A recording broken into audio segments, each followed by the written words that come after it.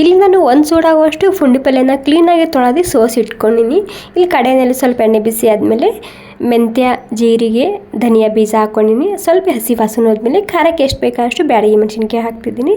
ಈ ಬ್ಯಾಡಗಿ ಮೆಣಸಿನ್ಕಾಯಿ ಗರಿ ಆಗೋ ತನಕ ಹುರ್ಕೊಂಡು ಮಿಕ್ಸಿ ಜಾರಿಗೆ ಹಾಕ್ತಿದ್ದೀನಿ.